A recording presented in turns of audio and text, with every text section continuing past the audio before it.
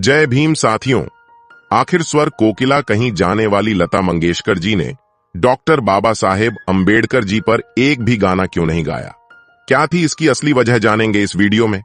तो जय भीम दोस्तों, यदि आप इस वीडियो को पूरा नहीं देख सकते तो वीडियो को अभी छोड़ दें, क्योंकि हम नहीं चाहते आपको इस वीडियो से जुड़ा अधूरा ज्ञान हो।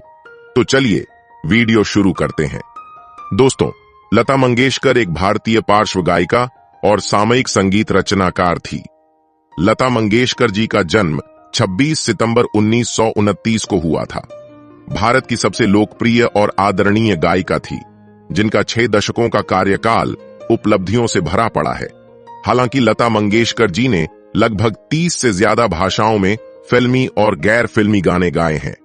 उन्हें भारतीय उपमहाद्वीप, भारत, पाकिस्तान, बांग्लादेश और नेपाल के लोगों को एकजुट करने वाले तत्वों में से एक थी।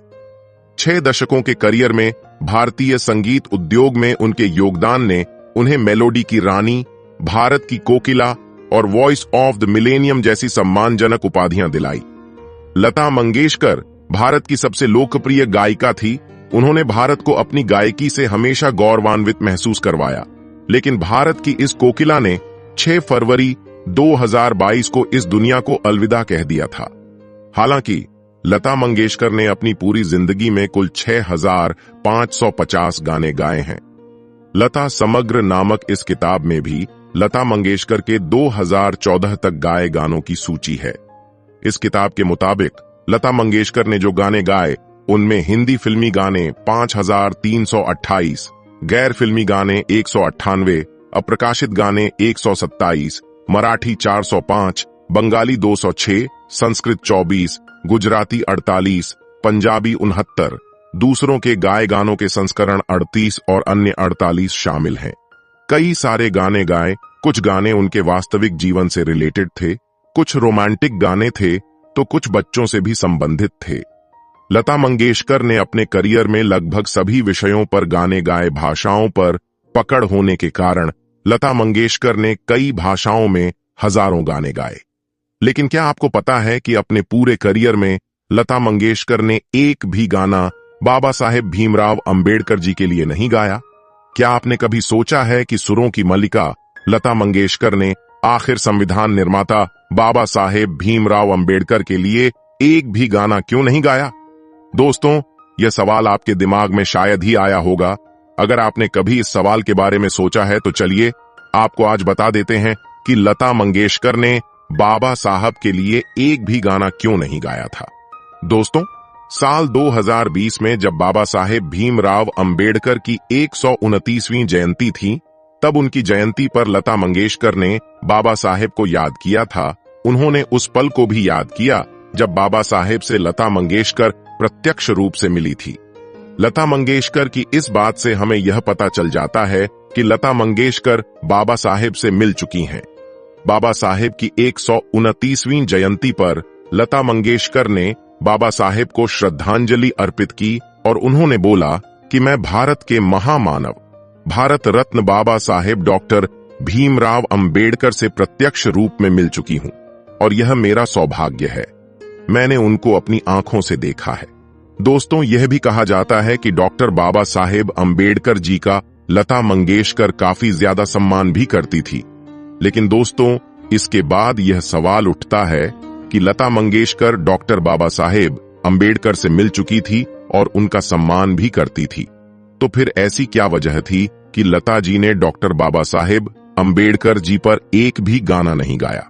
दोस्तों, अगर हम इतिहास में जाकर देखें तो एक ऐसे भी व्यक्ति थे जो चाहते थे कि लता मंगेशकर डॉक्टर बाबा साहेब अंबेडकर जी पर एक गाना जरूर गाए।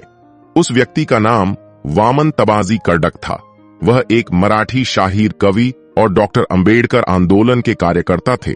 लोक शाहीर वामन दादा ने अपनी सशक्त आवाज और प्रभावशाली लेखन के माध्यम से डॉक्टर बाबा साहेब अंबेडकर के विचारों को महाराष्ट्र के गांवों और घरों तक पहुंचाने का काम किया।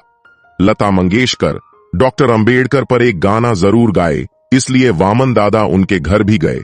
लता मंगेशकर के सामने यह प्रस्ताव भी रखा, लेकिन लता दीदी ने उनके इस प्रस्ताव को ज्यादा गंभीरता से नहीं लिया। वामन दादा को लता दीदी ने भोजन भी करवाया, लेकिन लता दीदी का ध्यान वामन दादा के प्रस्ताव पर नहीं गया और ना ही वामन दादा के उस प्रस्ताव पर लता मंगेशकर ने कोई टिप्पणी की। दोस्तों, इतिहास में एक और ऐसे इंसान थे जो लता मंगेशकर से डॉक्टर अंबेडकर के लिए गाना गंवाना चाहते थे, लेकिन उस इंसान को भी निराशा ही हाथ लगी, जिसके बाद लोगों का लता मंगेशकर के खिलाफ गुस्सा और काफी नाराजगी देखी गई थी। एक प्रसिद्ध कवि जिनका नाम रविचंद्रन हरिशंकर है, उन्होंने अपनी नाराजगी प्रकट करते हुए लता मंगेशकर को तो इतना तक कह दिया था कि आप सिर्फ मूर्तियों के लिए ही गाने गाइए, आप इंसानों के लिए मत गाइए। दोस्तों, आपको बताते चले, अभी तक कुल मिलाकर इस सवाल का जवाब नहीं मिल पाया है कि लता दीदी ने डॉक्टर अंबेडकर का गाना क्यों नहीं गाया। कुछ लोगों का कहना है कि लता मंगेशकर ब्राह्मणवाद का शिकार थी और डॉक्टर अंबेडकर ब्राह्मणवाद के विरोधी थे। यही वजह है कि उन्होंने डॉक्टर बाबा साहेब अंबेडकर पर कोई गाना नहीं गाया। लेकिन दोस्तों, कुछ लोगों का यह भी कहना है कि लता मंगेशकर डॉक्टर अंबेडकर के लिए गाना गाना चाहती थी, लेकिन उनको अवसर नहीं दिया गया। दोस्तों, आपको बताते चले, जब डॉक्टर बाबा साहेब अंबेडकर जी के पोते यानी प्रकाश अंबेडकर को लता मंगेशकर द्वारा अंबेडकर पर गाना न गाने को लेकर सवाल पूछा गया था, तो उन्होंने कहा कि हर किसी का एक प्रिंसिपल होता है। जैसे उन्होंने अंबेडकर के गीत नहीं गाए, वैसे ही उन्होंने सरदार पटेल और नेहरू के गीत भी नहीं गाए। यह कहकर उन्होंने इस सवाल का जवाब दिया।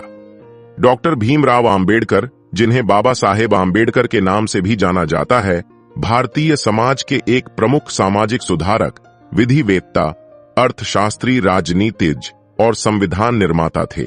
उन्होंने दलितों और समाज के अन्य पिछड़े वर्गों के अधिकारों के लिए संघर्ष किया और भारतीय समाज में समता और न्याय की स्थापना के लिए अपना पूरा जीवन समर्पित कर दिया।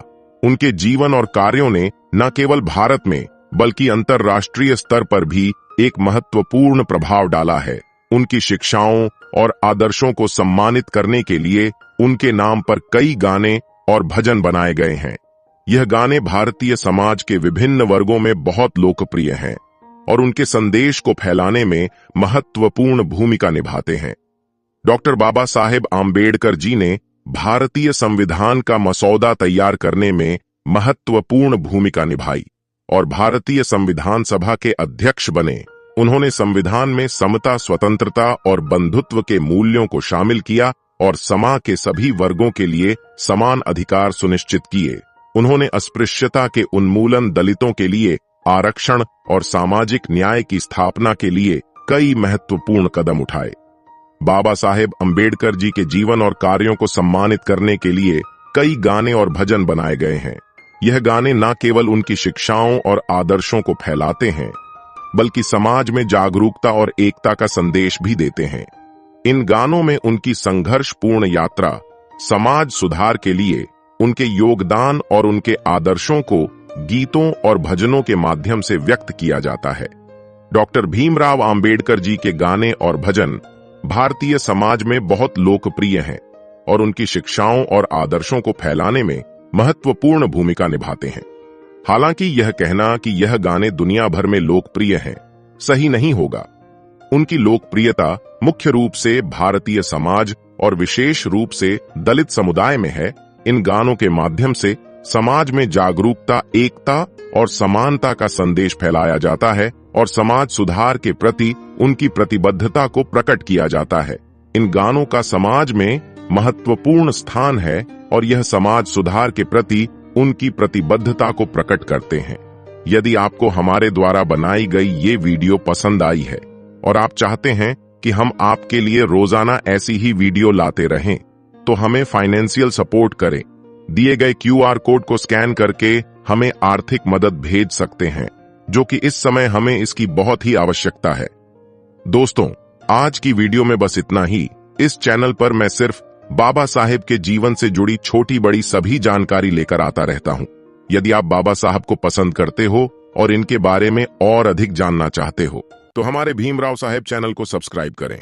वीडियो को पूरा देखने के लिए धन्यवाद। आपका दिन शुभ हो।